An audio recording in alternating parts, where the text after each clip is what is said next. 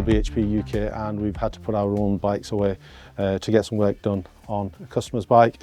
This is the BMW M1000XR. It is one of our favourite models. This is a 2025 software version. The bike is principally the same. There are no updates to the bike. They have updated the software version a little bit because the latest bikes now with the catalytic converter also have a diagnostic lambda behind the catalytic converter, like the cars have done for quite a while. So the management system on the bike monitors how well the catalytic converter is working. If there's a fault with your catalytic converter, it flags up a light. If you remove the catalytic converter, like the owner of this bike has done, then it will flag up the engine management light. Sometimes you've got to drive it 30 or 40 miles before that light comes on, but it does eventually come on, which it has done on this bike.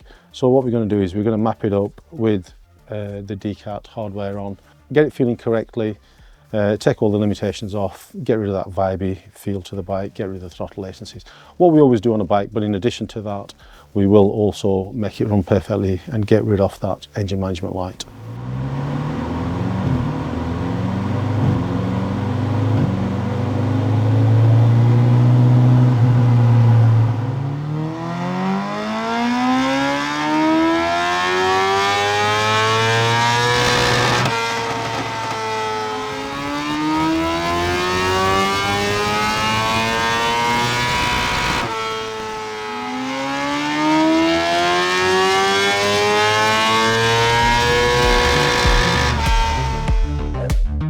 So the M1000XR, what did we manage to do on this bike? This bike was a little bit down on power on the other models that we've seen with this particular setup anyway. We went up from 183 brake horsepower to 190, so still a sizable gain. We did have to add quite a bit of fuel at the lower accelerator openings. The biggest gains has always come lower down in the throttle openings. Even at 75% here, you can see that up to about 9,000 RPM, we've had to add quite a bit of fuel. At 50% accelerator openings, we've really had to add quite a lot of fuel into this bike, but you can see that the difference now, at 4,000 RPM, the bike carries on producing power in a much more linear way than the stock bike does.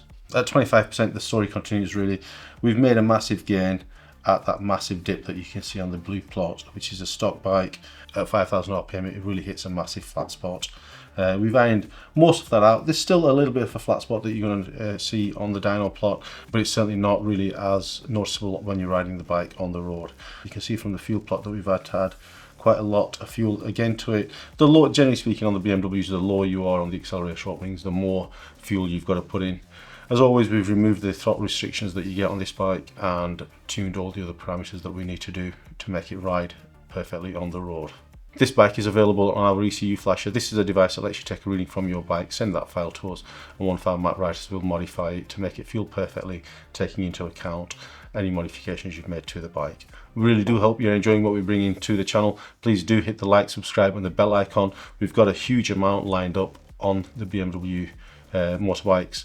A couple of really good projects that we're keen to bring to you. So do hit that subscribe button, the like and the bell icon, and we'll keep you notified.